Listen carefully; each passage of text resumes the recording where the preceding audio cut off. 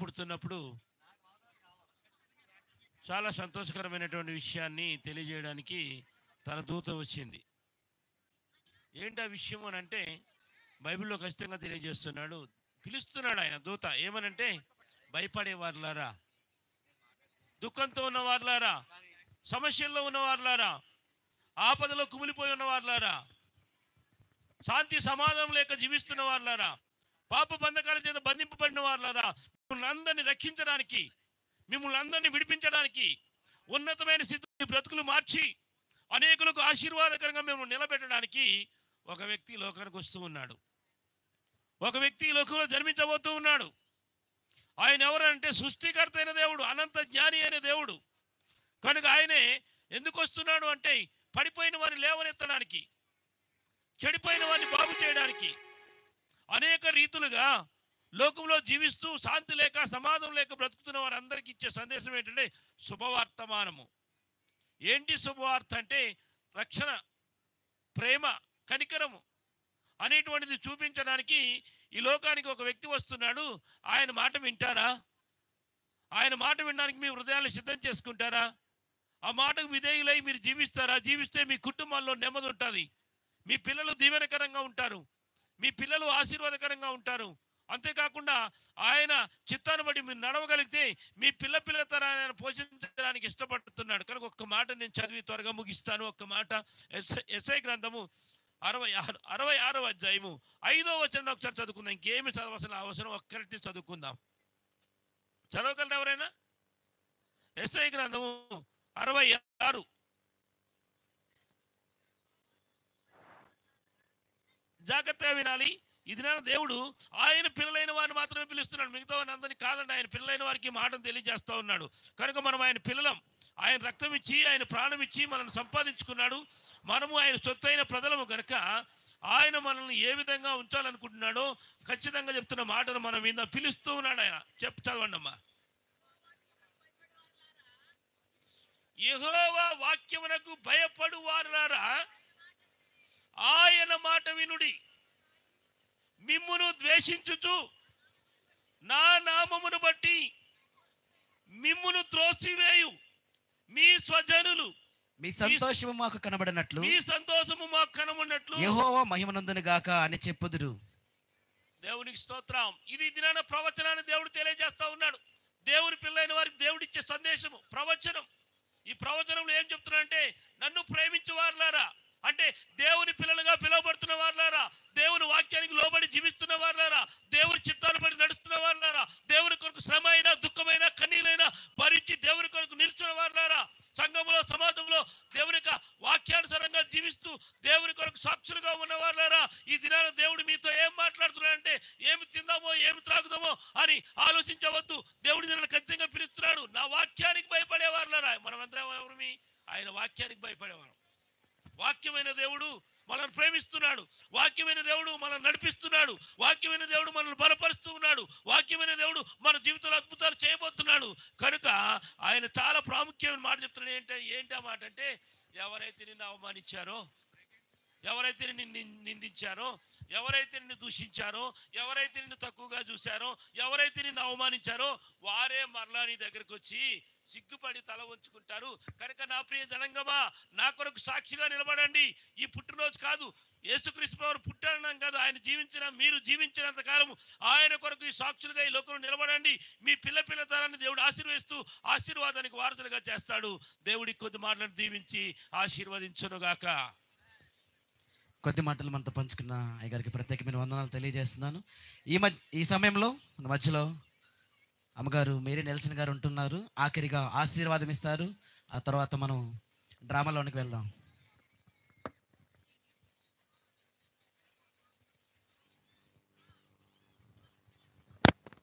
ప్రార్థన చేస్తూ, మహాపరిశుద్ధుడు దేవా, నీ పాదాలకు వేలాది వందనాలు తండ్రి. సమయంలో దేవా, ఈ యొక్క క్రిస్మస్ని బట్టి నీకు వేలాది వందనాలు ప్రభువా.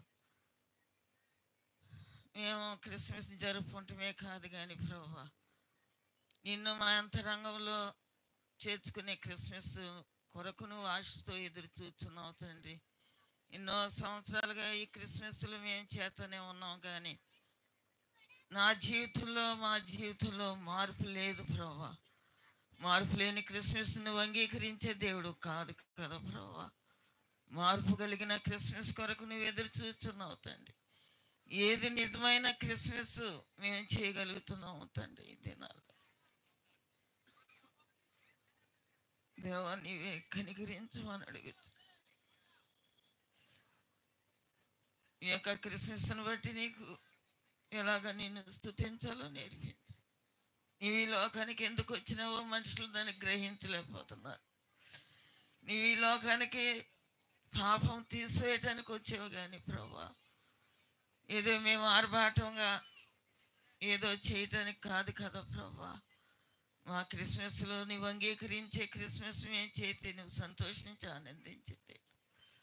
అలాంటి హృదయంతో అలాంటి మంచి మనసుతో మేము నేను ఆరాధించేవారిగా ఇచ్చింది. నువ్వు ఈ లోకానికి ఎంతో ప్రేమించి వచ్చేవు తండ్రి. మమ్మల్ని రక్షించడానికి, మా పాపం నుండి మమ్మల్ని విడిపించడానికి ఈ లోకానికి వచ్చేవు తండ్రి. నీ ప్రేమ ఎంతో గొప్ప. నీ ప్రేమను మేము గ్రహించలే. దౌర్భాగ్యం నాయన, నేను దౌర్భాగ్యాలను తండ్రి, నన్ను నీ ప్రేమను గ్రహించే ఆత్మీయ శక్తి బలం నాకు ఇక్కడికున్న వీళ్ళందరికీ దయచేయమని, ఈ క్రిస్మస్ని బట్టి నీకు మహిమను తెచ్చుకోనమని, అయోగ్యులను జ్ఞాపం చేసుకున్నామని యేసు నామమున బట్టి అడుగుచున్నాం తండ్రి. ఆమేన్. తండ్రి కుమార్ పరిశుద్ధాత్మ శక్తి ఇప్పుడు ఎల్లప్పుడూ తోడై నడిపించుగాక. ఆమేన్.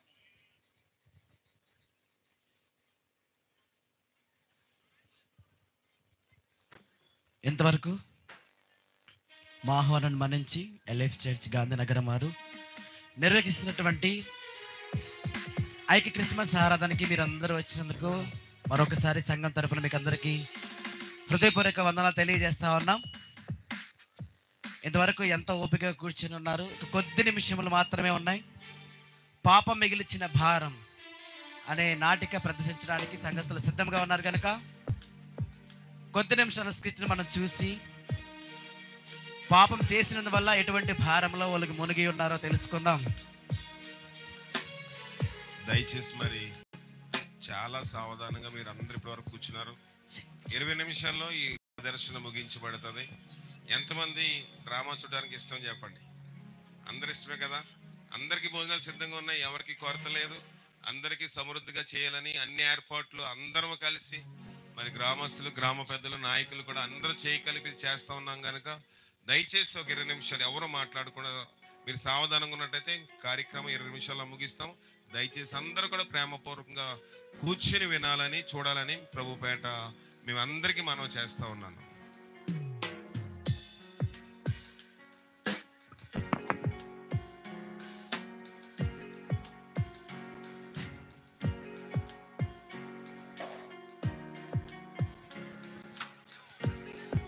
హలో హలో శ్రీదేవారాగదే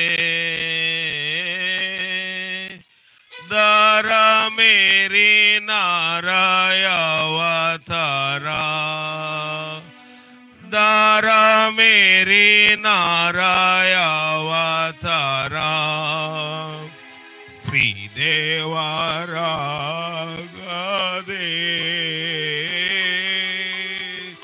పశువుల పఖలో పుట్టిన బాల, పశువుల పఖలో పుట్టిన బాల, శిశువుగా మమ్ము దీవించి బ్రోవా, శిశువుగా మమ్ము దీవించి బ్రోవా, దూతగణవాద్యముల తోడా శ్రీదేవారాగదే.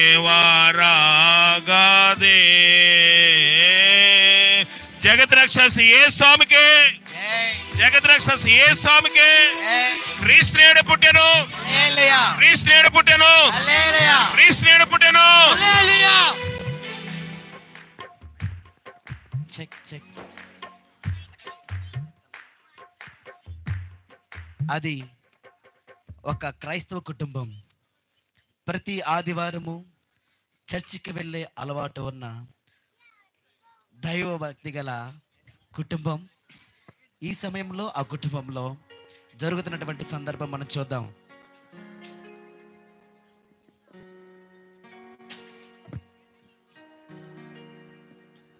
కృపా కృపా ఏంటి కృపా, ఆదివారం ఆరాధన టైం అవుతుంది కదా, ఇంకా చర్చికి రెడీ అవ్వలేదేమి?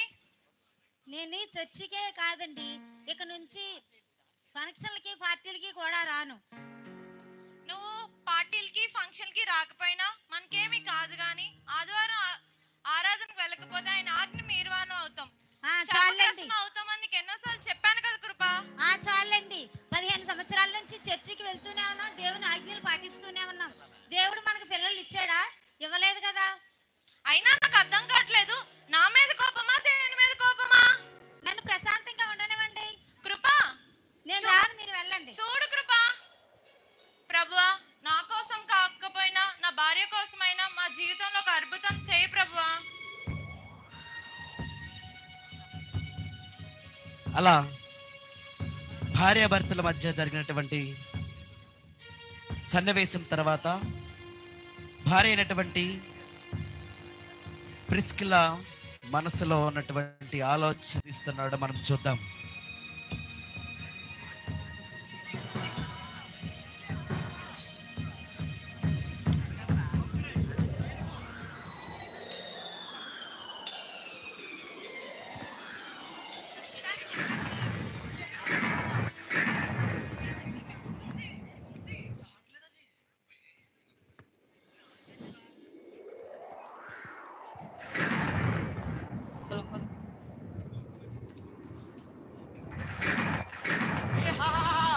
కృపా, చర్చికి వెళ్ళకుండా చాలా మంచి పని చేసావు.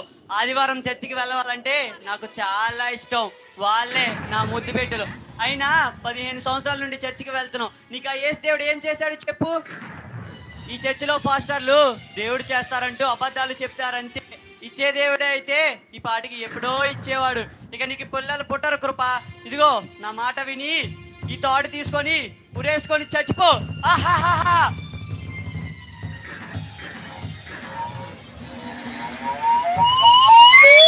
అలా సైతాను వచ్చి తనతో మాట్లాడి వెళ్ళిన తర్వాత తన మనసులో ఉన్నటువంటి ఆలోచనలు ఏ విధంగా ఉన్నాయో మనం చూద్దాం. నిజమే, నేను చచ్చిపోతాను. ఎందుకంటే పిల్లలు ఇవ్వలేని బ్రతుకు నాకు ఎందుకు? పిల్లలు కనలేని నా బ్రతుకు ఎందుకు?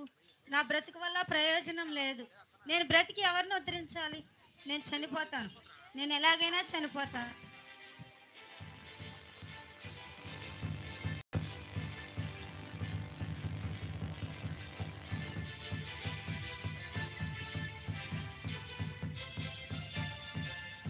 ఈలోపు కృపా యొక్క భర్త రాణి ఇంటిలోనికి వచ్చాడు.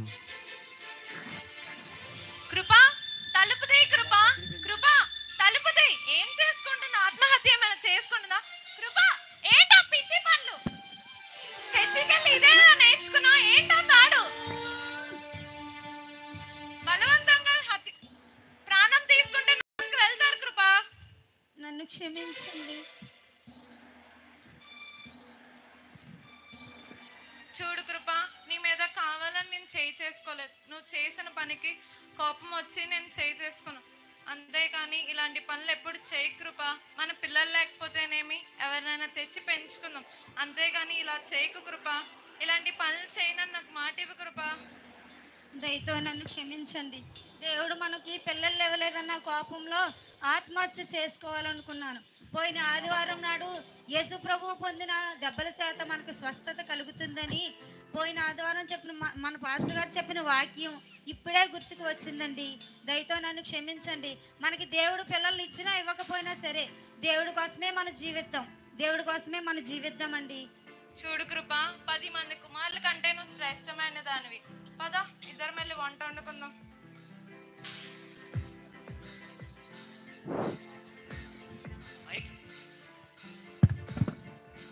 అలా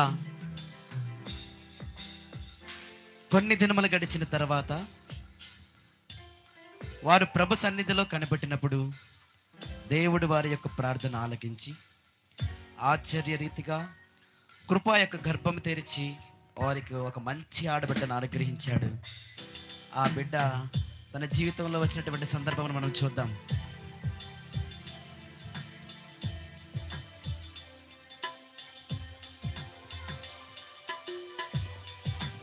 విక్టర్ విక్టర్ విక్టర్ అత్తమ్మ రండి కూర్చోండి.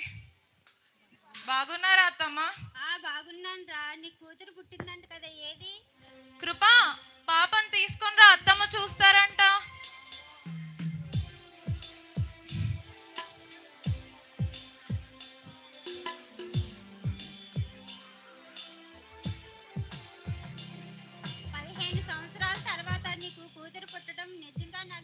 సంతోషంగా ఉంది విక్టర్. అచ్చం పాపని ఇలాగే ఉంది. అమ్మ కృప లేక లేక పుట్టిందని అతిగా గారాబం చేయకండి. మన గారాబం మన పిల్లల్ని చెడగొడుతుంది. ఏది కావాలంటే అది కొని ఇవ్వకండి. ముఖ్యంగా ఏది సెల్ విషయంలో చాలా జాగ్రత్తగా ఉండాలి. అమ్మ కృప ఈ డబ్బులు ఉంచు, పాపకి ఏదైనా కొనివ్వు. విక్టర్ నేను వెళ్ళి వస్తాను.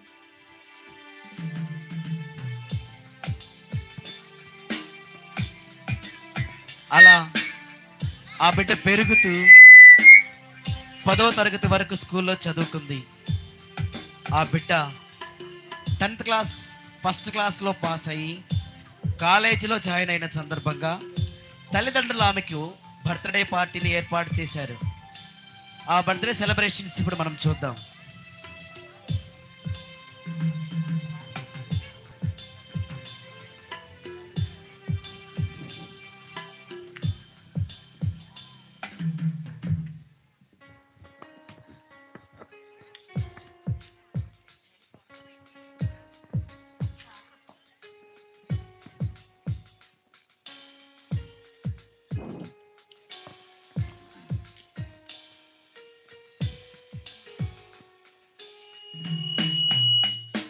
హ్యాపీ బర్త్డే గిఫ్టీ తల్లి.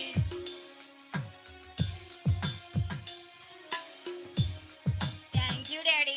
డాడీ నాకు గిఫ్టీ అని పేరు ఎందుకు పెట్టాడు డాడీ?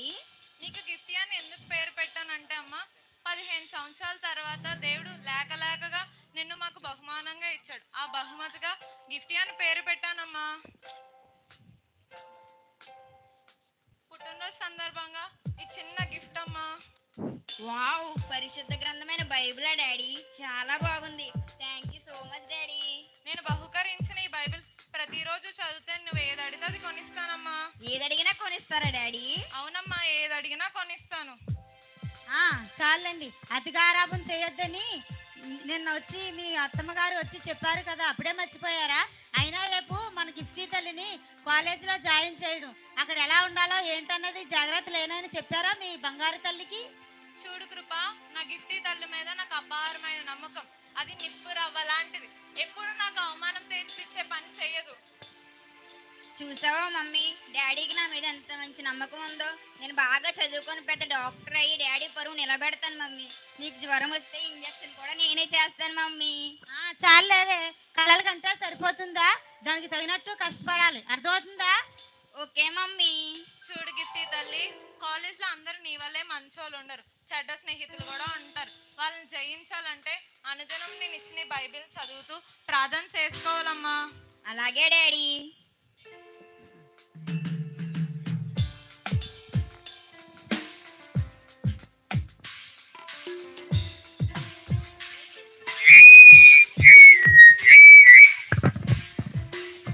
మరుసటి దినము విక్టర్ అలాగే కృప తన కుమార్తె అయిన గిఫ్టీని కాలేజీలో చేర్పిస్తారు.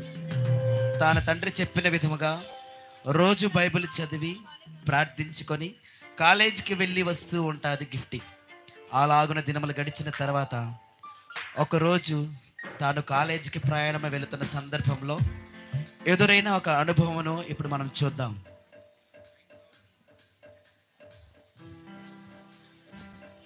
బస్ స్టాండ్కి వచ్చి అరగంట అయ్యింది, ఒక్క బస్సు కూడా రాలేదేంటి? ఈ బస్సులన్నీ ఏడ తగలడ్డాయో ఏంటో.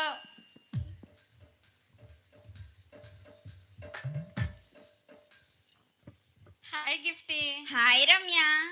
కాలేజ్కి వెళ్తున్నావా లేదంటే బాయ్ ఫ్రెండ్తో సినిమాకి ఏమైనా ప్లాన్ చేసావా ఏంటి? ఏంటి అలా మాట్లాడుతున్నావు? అయినా నాకు బాయ్ ఫ్రెండ్ అది ఎవరూ లేరు. అయినా మా డాడీ ఇటువంటి విషయాల్లో అస్సలు ఒప్పుకోరు. ఇవన్నీ పూర్వకాలపు డైలాగులు గిఫ్ట్. ఇప్పుడు ట్రెండ్ పూర్తిగా మారిపోయింది. బస్సుల కోసం బస్ స్టాండ్లో వెయిట్ చేసే కాలం కదా ఇది. సినిమా హీరోలాగా జీరో కట్ బండి ఉన్న అబ్బాయిని బాయ్ ఫ్రెండ్గా సెట్ చేసుకోవడం, సినిమా అంటే సినిమాకి, షికార్ అంటే షికార్కి వెళ్ళడం, ఇది ఇప్పటి కాలం ట్రెండ్ గిఫ్టీ. నేనే కానీ బస్ స్టాండ్లో 5 నిమిషాలు వెయిట్ చేస్తే చాలు కత్తిల్లాగా ఈగల్లాంటి అబ్బాయిలు నా చుట్టూ ముసిరేస్తారు గిఫ్టీ. ఈ కాలంలో అబ్బాయిల చుట్టూ అమ్మాయిలు తిరగాలి కానీ అమ్మాయిల చుట్టూ అబ్బాయిలు తిరిగే కాలం కాదు గిఫ్టీ. ముందు నీ డ్రెస్సింగ్ స్టైల్ మార్చు, జీన్సో షర్టో మిడియో వేయి, అప్పుడు చూడకూడదన్న అబ్బాయిలు కూడా నీ వంక చూస్తారు. సరే కానీ నీ ఫోన్ నెంబర్ చెప్పు. ఎప్పటి నుంచో అడుగు తీసుకుందాం అనుకుంటున్నాను కానీ మర్చిపోతున్నాను. నీ ఫోన్ నెంబర్ చెప్పు, ఫీడ్ చేసుకుంటాను. నాకు ఫోన్ లేదు రమ్య. ఏంటి నీకు ఫోన్ లేదా? నువ్వు కాలేజ్కి వెళ్ళి అమ్మాయివా లేక అమ్మమ్మవా? లేకపోతే ఏంటి గిఫ్టీ? మనం ఇప్పుడు కాలేజ్కి వెళ్తున్నాం అంటే ఒక స్థాయికి ఎదిగిన అమ్మాయిలు. సెల్ ఫోన్ మెయింటైన్ చేయాలి, సినిమా హీరోయిన్ల డ్రెస్సింగ్ స్టైల్ వేసుకోవాలి, రోజుకు ఒక మోడల్ జడ వేసుకోవాలి. అప్పుడు మనం అనుకున్న అబ్బాయి మన బాయ్ ఫ్రెండ్గా సెట్ అవుతారు. సరే కానీ మీ మమ్మీకి మీ డాడీకి నువ్వు ఒక్కగానొక్క కూతురివి. మీ డాడీ నిన్ను బంగారు గిఫ్టీ తల్లి అని పిలవడం చాలా సార్లు విన్నాను. అలా పిలిస్తే సరిపోతుందా ఏంటి? కూతురుకో మా ఫోన్ కొనివ్వలేరా? సరే నీకు ట్రిక్ చెప్తాను విను. నీకు ఏది కావాలన్నా అన్నం తినడం మానే, అప్పుడు మీ తల్లిదండ్రులు నీకు ఏది కావాలన్నా కొనిస్తారు. అలాగే బాయ్ ఫ్రెండ్ కూడా మెయింటైన్ చేయి, అప్పుడు నీకు కావాల్సిన బహుమతులన్నీ కొనిస్తాడు. అప్పుడు మీ ఇంట్లో నీకు సర్దుకోవడానికి స్థలమే ఉండదు. ఇది నేను మెయింటైన్ చేస్తున్న సీక్రెట్, ఎవరికి చెప్పకే. అలా వారిద్దరి సంభాషణ ముగిశాక గిఫ్టీ కాలేజీకి వెళ్ళిపోతుంది. అది సాయంత్రం వేళ. విక్టర్, కృప, గిఫ్టీల గృహంలో ఏం జరిగిందో మనం చూద్దాం. వాళ్ళ తల్లి ఇంట్లో పని చేసుకుంటూ ఉంటుంది.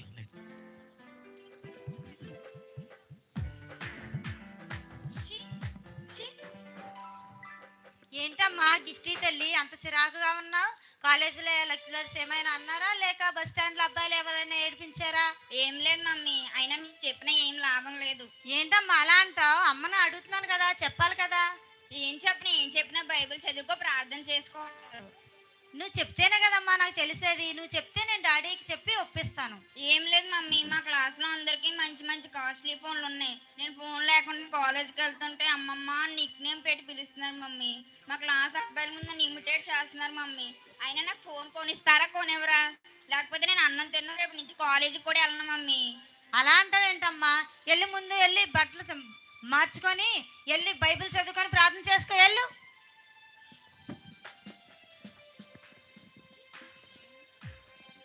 ఫోన్ కొనమని అడిగితే బైబిల్ చదువుకో, ప్రార్థన చేసుకో అంటారేంటి?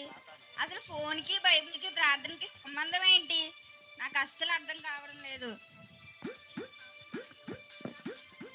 అలా గిఫ్టీ ఆలోచించుకుని చుండగా ఈలోపై సైతానుడు ఆమె మనసులో ఆలోచనలు మార్చడానికి వచ్చినటువంటి సందర్భం మనం చూద్దాం.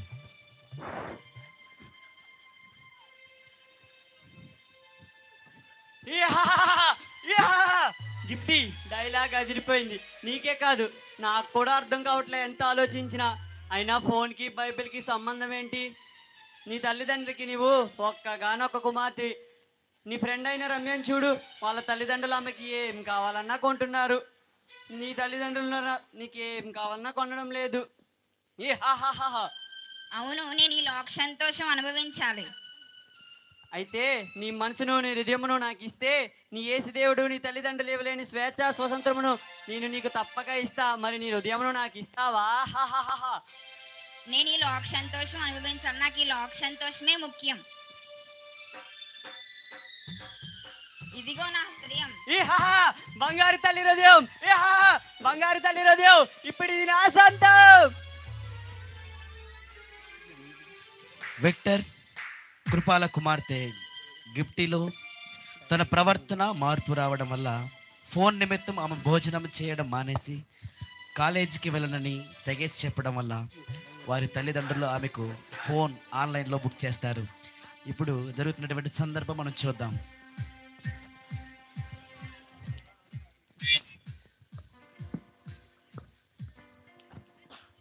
ఏమండి మన గిఫ్టీ తల్లి కాలేజీకి వెళ్ళడం మానేస్తుందండి, అన్నం తినడం మానేస్తుంది, ఫోన్ కొనమని ఎలా ఏడుస్తూనే ఉంటుందండి.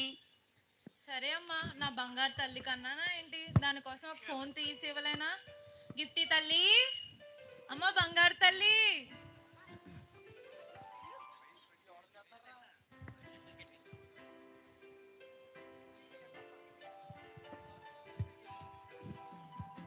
చెప్పండి డాడీ. ఏ ఫోన్ కావాలమ్మా? ఒప్పో కావాలా, రియల్మీ కావాలా, సామ్సంగ్ కావాలా? నాకు ఫోన్లు ఏం వద్దు డాడీ, నాకు ఐఫోన్ కావాలి డాడీ. సరే అమ్మా, ఐఫోన్ బుక్ చేస్తాను, కొన్ని డేస్ లో వచ్చేస్తుంది. Okay daddy.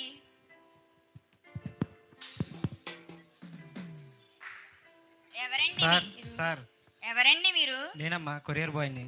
ఎవరు కావాలి? విక్టర్ గారు లేరా? పిలుస్తాను ఉండండి. డాడీ మీ పేరు మీద కొరియర్ వచ్చింది డాడీ, బయట కొరియర్ బాయ్ వెయిట్ చేస్తున్నాడు డాడీ. సరే అమ్మా, వెళ్తాను. నమస్తే సార్, నేను కొరియర్ బాయ్ని వచ్చాను. ఏం కొరియర్ బాబు? ఆర్డర్ చేశారు కదా, వచ్చిందండి. ఆ పేమెంట్ చేస్తా. ఎంత బాబు? 80,000 మేడం. స్కాన్ చేశాను. పేమెంట్ అయిపోయింది. Okay madam, thank you madam. కృపా, గిఫ్టీ, బంగారు తల్లి గిఫ్టీ. ఇంకో కొత్త ఫోన్ వచ్చింది. Thank you so much daddy.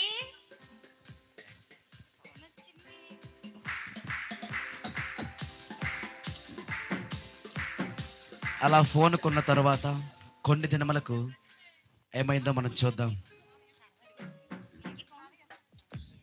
Victor అలాగే కృపా గృహంలో ఉండగా విక్టర్ మేనత్త ప్రవేశిస్తుంది.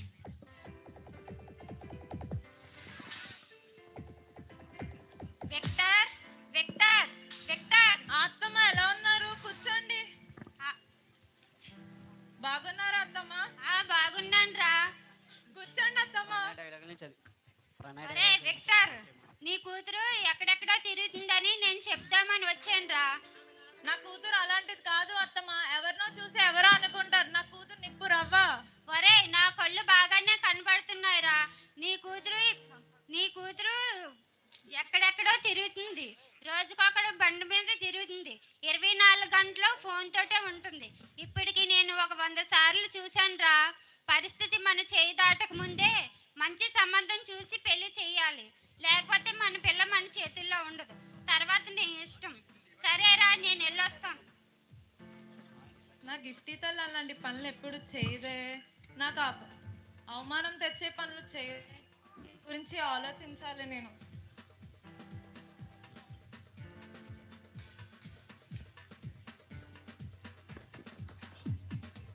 అలా విక్టర్ని కృపాని తన మేనత్త వారి కుమార్తె అయిన గిఫ్టీ నిమిత్తం హెచ్చరించి వెళ్ళిపోయింది.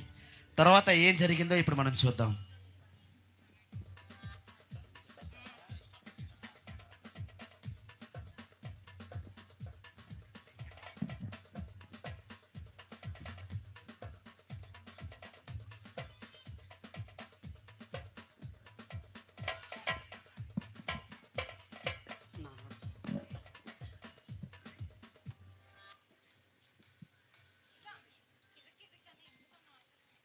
హలో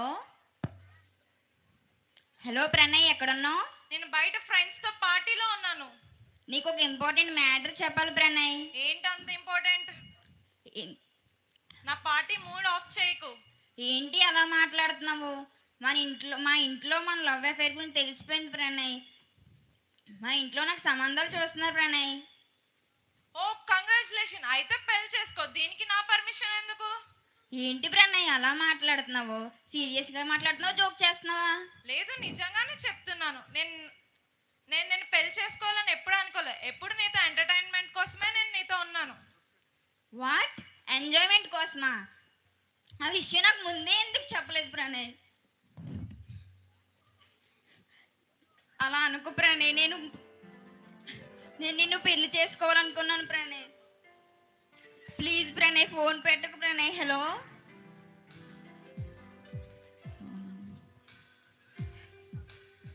ఏంటి? మీరు కాల్ చేస్తున్న సబ్స్క్రైబర్ ఇప్పుడు స్విచ్ ఆఫ్ చేసి ఉన్నారు. హలో ప్రణయ్, నువ్వంటే నాకు పిచ్చి ప్రేమలా. నువ్వు లేకుండా నేను బ్రతకలేను ప్రణయ్. ఒక్క క్షణం కూడా బ్రతకలేను ప్రణయ్. నేను చచ్చిపోతాను ప్రణయ్. ప్లీజ్ ప్రణయ్, అర్థం చేసుకో Pranay. Hello Pranay, please Pranay. Me phone subscriber switch off చేసి ఉన్నారు.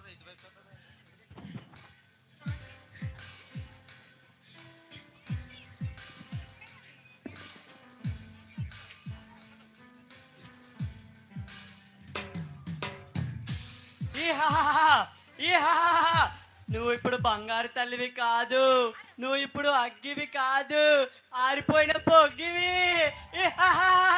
నువ్వెందుకు పనికిరాని దానివి. నువ్వు చచ్చిపోయే ముందు ఒక ఉత్తరం రాసి చచ్చిపో. ఆ ఉత్తరం చూసి నీ తల్లిదండ్రులు గుండె పగిలి చావాలి. అప్పుడు ఒక దెబ్బకి 3 పిట్టలు. అవును, నేను బ్రతకూడదు. నేను ఎవరి కోసం బ్రతకాలి?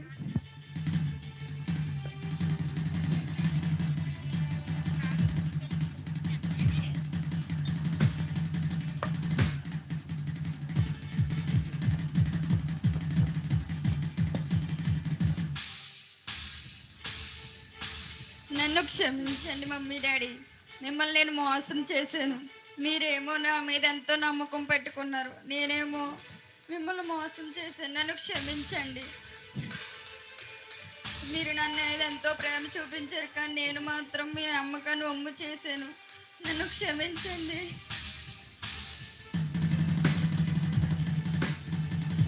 నేను ఇంక బ్రతకలేను. నేను విషం తాగి చచ్చిపోతాను.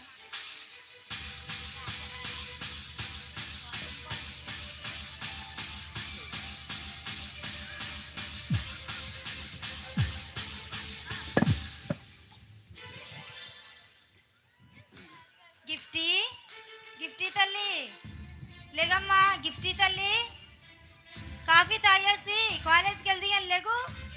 ఏంటి అమ్మాయి పలకట్లేదు? అయ్యో గిఫ్టీ తల్లి, ఏమైందమ్మా? గిఫ్టీ తల్లి, 15 సంవత్సరాల తర్వాత లేక లేక నాకు దేవుడిచ్చిన బహుమానం అమ్మా. నీవు ఈ నోట్లోంచి నొరగేటమ్మా, ఈ నోట్లోంచి రక్తం ఏంటి? గిఫ్టీ తల్లి, ఎంత పని చేసావు తల్లి. దేవుణ్ణి మోసం చేసావు, మమ్మల్ని మోసం చేసావు తల్లి. గిఫ్టీ తల్లి, ఎంత గారాభంగా పెంచుకున్నామమ్మా నిన్ను, ఎంత గారాభంగా పెంచుకున్నావు తల్లి. అయ్యో ఎంత పని జరిగింది, ఎంత పని జరిగింది. హలో హలో హలో ఏమండి? హలో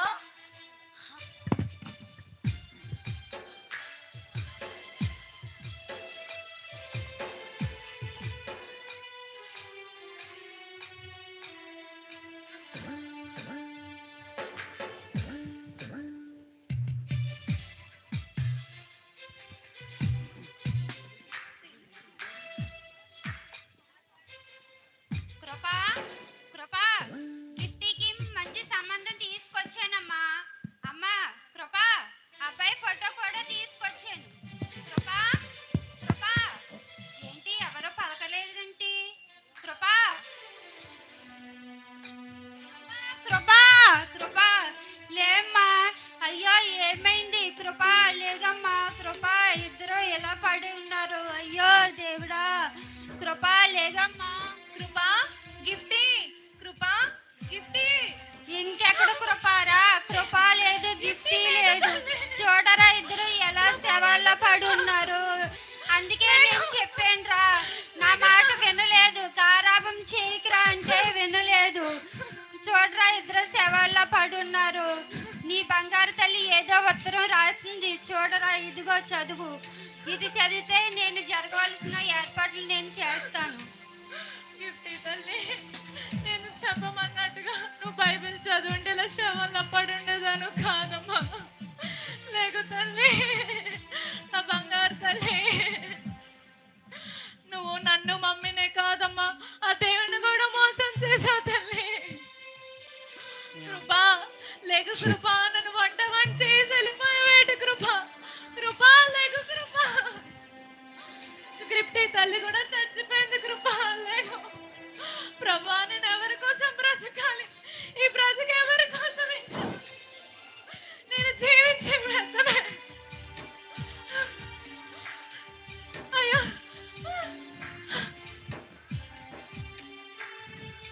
హాహాహా, ఈ హాహాహా. నాకు సమయం చాలా తక్కువగా ఉంది. ప్రస్తుత ప్రపంచంలో నాకున్న ఆయుధాలలో ఈ మాయదారి సెల్ ఫోన్ తో యాక్టర్లు, డాక్టర్లు, మంత్రులు ఒకరేంటి, దీని ద్వారా అందరినీ నేను బానిసలుగా చేసుకుంటా. ఈ రోజు ఈ బంగారు తల్లి, రేపు నువ్వే కావచ్చు. ఈ హాహాహా.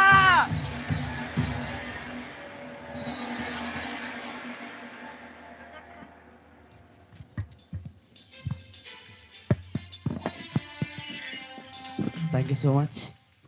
చాలా చక్కగా ప్రదర్శించినటువంటి సంఘస్థులకి ప్రత్యేకమైన వందనాలు తెలియజేస్తా ఉన్నాం. దీని ద్వారా మనం తెలుసుకోవాల్సింది, ప్రస్తుతం ఉన్నటువంటి ప్రపంచంలో చిన్నపిల్లల దగ్గర నుంచి ముసలి వారి వరకు ఈ ఫోన్కి కాబట్టి ఆ ఒక్క చిన్న ఫోన్ కొనిచ్చడం ద్వారా తన కుమార్తె అయినటువంటి గిఫ్టీని అటుగా తన తల్లిదండ్రులు కూడా ఏ విధంగా ప్రాణాలు విడిచిపెట్టవలసి వచ్చిందో అందరూ మనం చూసి ఉన్నాం. కాబట్టి ఇక్కడి నుంచైనా చిన్నపిల్లలకి ఫోన్లు ఇవ్వడం మానేద్దాం. చిన్నతనం నుంచి బైబిల్ చెప్పిన ప్రకారము బాలుడు నడవలసిన త్రోవను వాడికి నేర్పము, వాడు పెద్దవాడైనప్పుడు దాని నుండి తొలగిపోవడం చెప్పిన ప్రకారమే చిన్నతనం నుంచి సండే స్కూల్కి పంపించడం ప్రారంభిద్దాం. చిన్నతనం నుంచి వాళ్ళ కంఠత వాక్యములు నేర్చుకున్నప్పుడు దాని ద్వారా వారు ఆ వాక్యం నుండి బయటికి వెళ్ళరు కనుక ప్రతి ఒక్కరు దయచేసి గమనించండి. మీ పిల్లలు ఒకవేళ ఇంతవరకు ఫోన్కి అడిక్ట్ అయినారేమో, కాబట్టి ప్రతి ఆదివారమున ఎల్ఎఫ్ చర్చ్ గాంధీనగరంలో జరుగుతున్నటువంటి సండే స్కూల్కి పంపించండి. దాని ద్వారా వారు ఎన్నో యాక్షన్ సాంగ్స్ కానీ, కంఠత వాక్యములు కానీ, ప్రవచనములు కానీ తెలుసుకొని ఇటువంటి పరిస్థితి రాకుండా దేవునిలో ఎదుగుతూ దేవుని తెలుసుకొని చనిపోయిన తర్వాత, ఎవరైనా చనిపోవాల్సిన దినం ఒకటి ఉంది కనుక చనిపోయిన తర్వాత పరలోక రాజ్యంలో ఉంటారని చిన్న స్కెట్ వేయడం జరిగింది. Thank you so much. ఆఖరిది, అది మన దేశం కాదు, ఫిలిస్తీన్ దేశము. ఆ దేశంలోని 6 మూరల జానాడు గొలియాతు అనే ఒక సూర్యుడు ఉన్నాడు. ఇశ్రాయేలు సైన్యము చూసి ఎలాగో ప్రగల్భాలు పడుతున్నాడో ఇప్పుడు చూద్దాం.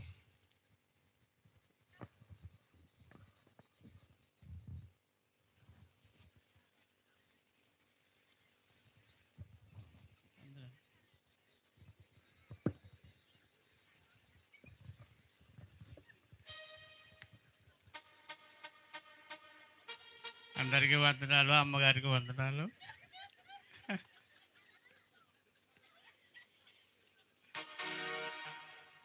నాకు ఈ గొలియాతు ఇచ్చిన పాత్రను బట్టి దేవజనులు బ్రైనాడు బాబు గారికి వందనాలు చెల్లించుకుంటున్నాం. ఇశ్రాయేలీలా, ఓహో, ఎంత దండుని చూసి బాబ్బా ఎంత ఉన్నారు బాబు, ఎంత ఉన్నారు, దండు ఎంత పెరిగి పందలు ఈ గొలియాతును చూసి పారిపోతున్నారు. సౌలు పారిపోతున్నాడు. సౌలు ఎవరు రండి దగ్గరికి, ఎవరు నా మీదకి వచ్చేది, ఎవరు వస్తారు నా మీదకి, ఈ గొలియాతు మీదకి ఎవరు వస్తారు, రండి ఎవరైనా సరే మీ దమ్ముంటే రండి, చూసుకుందాం, రండి. ఎవరో వచ్చేవారు లేరా? యుద్ధ సామర్థ్యులు ఏమన్నారు, యుద్ధ పంక్తులు చూస్తున్నారు, ఎవరు రావటం లేదా? ఎవరు రారు, అందరూ పెరిగి పందలు పారిపోతున్నారు. మీరు సౌలు దాసులా, మీరు సౌలు దాసులా, నాకు ఫిలిప్పీలు దాసులు, నేను గొలియాతునే, మీరందరూ నన్ను చూసి పారిపోతున్నారు. అదిగో సౌలు పారిపోతున్నాడు, మీరందరూ ఎందుకు పని చేయరు?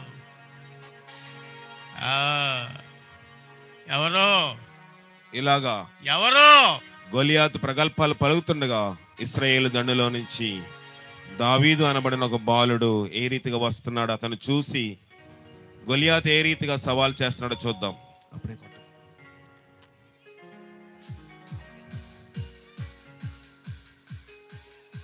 ఎవడవరా నీవు దావీదువా? ఎర్రని జాంపండులా ఉన్నావురా, నా మీదకి వస్తున్నావా? నా మీదకి వస్తున్నావా? నిన్ను కాకులు పక్షులకి ఎగరవేసేస్తారు కత్తి. ఎవడెవరా నీవు నా మీదకి వచ్చినాకి? నీవు కత్తి చేత వస్తున్నావు. నేనైతే జీవిమగల దేవుని సైన్యమైన యెహోవా చేతిలో వస్తున్నాను, చూసుకో. ఎవరు ఏమి చేయలేరు. నువ్వు యెహోవా చేతి నుంచి వచ్చినానని ఏమి చేయలేరు. ఈ దినమందు లోకమంతా కూడా ప్రభు ఉన్నారని తెలుసుకున్నట్లుగా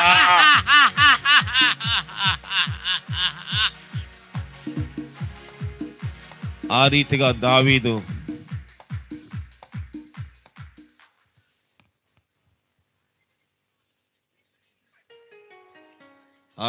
దావీదు వడిసలిస్తున్నప్పుడు గొలియాతు డేవిడ్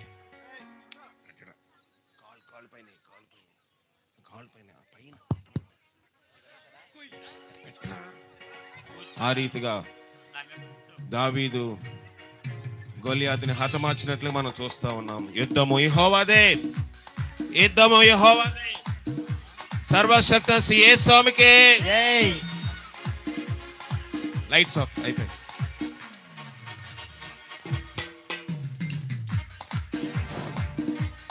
లైట్స్ ఆఫ్. ఆఖరికి అందరికీ వందనములు చెప్తా ఉన్నాను. మొట్టమొదటిగా మనము ఈ కార్యక్రమముకి దేవుడే సర్వమునకు ఆధారభూతుడై వర్షం వచ్చినప్పుడు గ్రామ ప్రజలు ఇన్విటేషన్స్ ఇస్తా ఉన్నప్పుడు వర్షంలో ఎలా పెడుతున్నారంటే దేవుడే చేస్తాడని చెప్పాము. ఆ రీతిగా సంఘమంతా ప్రార్థన చేశారు. దైవజనరాలు అమ్మగారు, ఇంకా అక్కవాళ్ళు, మా అక్కవాళ్ళు, బావగారు వీళ్ళందరూ ప్రార్థన చేశారు. దేవుడు అద్భుత రీతిగా వర్షం తుఫాను ఆపి ఈ గొప్ప కార్యక్రమం చేసినందుకు ప్రభుని మనం ఎంతో స్తుతించవలసిన వరమైన. అలాగే మరి మన ఎల్ఈఎఫ్ చర్చ్ గాంధీనగర్ ఆహ్వానం మన్నించి మరి దేవుని సేవకురాలు అమ్మగారు వచ్చారు. అలాగే పెద్ద బావగారు, రెండవ బావగారు, మూడవ బావగారు, మీరు వెళ్ళి కూర్చోండి అమ్మ, మాట్లాడుతుంది, మైక్ లాపండి అన్ని. అలాగే నాలుగో బావగారు, వీరందరూ వచ్చారు. అక్క వాళ్ళు నలుగురు వచ్చారు, వారి బిడ్డలు వీరందరూ వచ్చారు. వారందరికీ ప్రత్యేకమైన వందనములు తెలియజేస్తారు. గ్రామ పెద్దలు, మరి ముఖ్యంగా ప్రెసిడెంట్ గారు, వైస్ ప్రెసిడెంట్ గారు, ఇంకా ఇరుపక్షాల అంటే తెలుగుదేశము అలాగే వైఎస్ఆర్ పార్టీ నాయకులు కూడా మన ఆహ్వానాన్ని మన్నించి ఇక్కడికి వచ్చారు. కొంతమంది అనేక విధములుగా సహాయం చేస్తున్నారు. దాన్ని ఇప్పుడు మనం చెప్పలేకపోతా ఉన్నాం. మరి ముఖ్యంగా కుమార్ పాస్టర్ గారు కూడా దైవజనులు మనం చెప్పగానే వాళ్ళ సంఘం అంతా తీసుకుని వచ్చారు. మరి ఆర్కెస్ట్రా ప్లే చేసిన ఆయన కూడా పాస్టర్ గారు పెళ్లి కావాలి ఇంకా ఆయనకి. ఆయన గన్నవరంలోని పరిచయం చేస్తూ ఉన్నారు. వారు కూడా వారి సంఘాన్ని తీసుకుని వచ్చారు. వారికి ప్రత్యేకమైన వందనాలు. మరి రెండో అక్క కొడుకు ఈయన మరి ఈయన కూడా కీబోర్డ్ ప్లేయరు. మరి బాపట్ల నుంచి వచ్చిన సువార్త గాయకులు మా మూడో బావగారు, మూడో అక్క వాళ్ళ కుమార్తె. ఈ రీతిగా మరి గ్రీటింగ్స్ తెలిపిన ఆయన మీ అందరికీ దాదాపుగా తెలుసు. ఆయన మా నాలుగో బావగారు, బెన్నవరంలో పరిచయం చేస్తూ పోస్టులో జాబ్ చేస్తూ ఉన్నారు. వారికి ప్రత్యేకమైన వందనాలు. అలాగే మరి ముందుగా వర్తమానం అందించిన ఆయన మా పెద్ద బావగారు, మరి ఉద్యోగం రిజైన్ చేసి చెన్నైలోని బైబిల్ ట్రైనింగ్ పొందుతూ అక్కడ ఉంటూ మరి పరిచయం చేస్తున్న వారికి కూడా ప్రత్యేకమైన వందనాలు. ఇంకా డ్రామా యాక్టర్స్ ఉన్నారు, ఒక్కొక్కరు వచ్చేస్తే త్వరగా మీరు ముగించేస్తారు. ఈయన మరి మీ అందరికీ తెలుసు, టీవీ రమణ ఈయన పేరు, బ్రాండ్. మరి మనకి చర్చిలోని జోయల్ గారు అని పిలుస్తాము. ఈయన మరి గొలియాత్ వేశారు, ఏకప్రాత్ర అభినయము. దావీదు అభిషేక్, త్వరగా అభిషేక్ ఉన్నాడు, ఈయన దావీదు వేసాడు. ఇంకా చిన్నపిల్ల ప్రవచనాలు చెప్పారు. వీళ్ళందరికీ వందనాలు. అలాగే మరి డ్రామా యాక్ట్ చేసిన విక్టర్ తండ్రి, మా కుమార్తె మిల్కీ, పేరు జెట్సీ బ్రైనాడ్ ఈ అమ్మాయి. తర్వాత అరుణాగా మీకు తెలిసి అమ్మాయి పేరు అన్నామణి, మన ఆటో సత్యబాబు గారు, విక్టర్లాల్ యొక్క సతీమణి, గుళ్ళ సత్యబాబు గారి యొక్క పెద్ద కుమార్తె మరి తల్లిగా యాక్ట్ చేసింది. అలాగే మరి కుమార్తెగా గిఫ్టీగా యాక్ట్ చేసిన అమ్మాయి లిఖిత,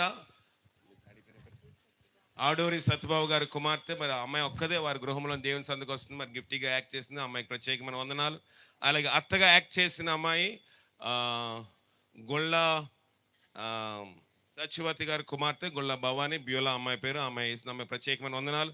ఫ్రెండ్ గానా మరి దార్ల శ్రీను అలాగే ప్రేమల యొక్క కుమార్తె మరి పెళ్ళి అయిపోయింది. ఈ సంవత్సరం ఏంటంటే వాళ్ళ ఆయన ఒప్పించుకుని మరి మొత్తానికి అమ్మాయి ఈ సంవత్సరం డ్రామా కూడా వేసింది ఫ్రెండ్గా, అమ్మాయికి ప్రత్యేకమైన వందనాలు. మరి సైతాన్ ఇప్పుడు లాస్ట్ ఇయర్ కూడా సైతాన్గానే వేసాడు. మరి రాజీవ్ మరి నక్క రమేష్ అలాగే చిట్టమ్మ యొక్క కుమారుడు, అలాగే కొరియర్ బాయ్ మరి టీవీ రమణ గారు జోయల్ గారి యొక్క కుమారుడు, మీ అందరికీ నాగబాబు అంటే తెలుస్తుంది, ఆయన పేరు ఫ్రాన్సిస్. వీళ్ళందరికీ ప్రత్యేకమైన వందనాలు. ఇంకెవరైనా మర్చిపోయినా నేను. మరి ఎన్ని ఏర్పాట్లు చేసిన వాళ్ళు మరి ఇస్రాయేల్ గారు, వ్యక్తులాలు, ఇంకా అందరూ ప్రార్థన చేశారు, కబుర్లు చెప్పడానికి నాతో పాటు కరుణ, ఇంకా బృందం వీళ్ళందరూ వచ్చారు. మరి చికెన్ ఒక వర్గం అవన్నీ ఇప్పుడు నేను కౌంట్ చేసి చెప్పాలంటే నాకు టైం లేదు. ఒక్కొక్కరు ఒక విధంగా స్వీట్ అంతా దాదాపుగా 500 మందికి మరి ఒకళ్ళు ఇచ్చారు, చికెన్ ఇచ్చారు. వద్దా సరే, ఇవన్నీ మరి ఇవ్వడం జరిగింది. దాదాపుగా ఈ ఖర్చు చూసినప్పుడు 60,000 పైన సుమారుగా ఖర్చు అయ్యి ఇది ఏర్పాట్లు చేసాం. కొంతమంది స్పాన్సర్ చేశారు, కొంతమంది ప్రార్థన చేశారు, సంఘము ఏర్పాట్లు చేసాము. ఇవన్నిటి విషయంలో దేవుడు ఎంతో సహాయం చేశాడు. ఎవరినైనా పొరపాటు మర్చిపోయింటే నన్ను క్షమించండి. మరి యూట్యూబ్ పరిచర్య కోసము భద్రావతి గారు మరి సండే స్కూల్ పిల్లల కోసం బిస్కెట్లు తెచ్చారు, వారికి ప్రత్యేకమైన వందనాలు. అలాగే మరి యూట్యూబ్ పరిచర్యలో సహాయపడుతున్నాడు యాండ్రూ నా కుమారుడు. అలాగే మరి ఇంటి పేరు నెల్లిపూడి ప్రసాద్ చనిపోయారు. మరి ఈ సంవత్సరం ఆయన మనతో లేరు. వారి కుమారుడు మరి చర్చి దాదాపుగా అంతా ఆయన సున్నం వేసాడు యవనస్తుడు. మరి ఆయన ప్రత్యేకం, ఇంకా ఫ్రాన్సిస్ బృందం వీళ్ళందరూ కూడా ఎంతో సహాయపడారు. హానోకాన్ని మరి చర్చ్ కట్టడానికి 10 రోజులు ఇంకా బృందం అంతా సహాయం. ఇవన్నీ ఇప్పుడు చెప్పడానికి సమయం లేదు, కానీ అందరి యొక్క చేతులు ఈ కార్యక్రమంలోనే. మరి కార్యక్రమం అంతా నేను నడిపించడానికి మరి నెల్లూరు నుంచి జాన్ మార్క్ వచ్చి అన్ని నడిపించారు. మరి నెల్లూరు నుంచి దాదాపుగా 19 మంది వచ్చారు. మీకు ఎవరికి అవకాశం ఇవ్వలేకపోయాం. మరి ప్రసాద్ హెప్సిబా గారు కుమార్తె అంజలి కూడా పాట పాడుతా అన్నారు, కానీ సమయం లేకపోవడం వల్ల మీకు అవకాశం ఇవ్వలేకపోయాము. మీరు అందరూ క్షమించాలి. మరి ఎంతో ప్రోగ్రాం ఉంది, కానీ సమయం లేని సందర్భంలో సమయం లేని కారణంగా దీన్ని కుదించే. మరి అమ్మగారు కూడా వాక్యం చెప్పాల్సింది కూడా అమ్మగారు కూడా వాక్యం చెప్పలేదు, కేవలం ప్రార్థన చేసి ఆశీర్వదించారు. మీరు అందరికీ ప్రత్యేకమైన వందనములు తెలియజేస్తున్నాను. ప్రభు మేము ఎండుగా మిమ్మల్ని దీవించిన కాక మీ అందరికీ మరి భోజనం ఏర్పాటు చేయబడినాయి. మీరందరూ కూడా దాన్ని తిని వెళ్ళాలని, ఏదైనా చిన్న చిన్న లోటు ఉంటే సర్దుకోవాలని ప్రభుపేట మనవి చేస్తున్నాను. మరి ముఖ్యంగా మరొకసారి ఆలస్యమైనందుకు క్షమించాలని ప్రభుపేట మనవి చేస్తూ ఇంతటితో సెలవు తీసుకుందాము. అందరికీ వందనాలు. మీ అందరికీ క్రిస్మస్ మరియు నూతన సంవత్సర శుభాకాంక్షలు.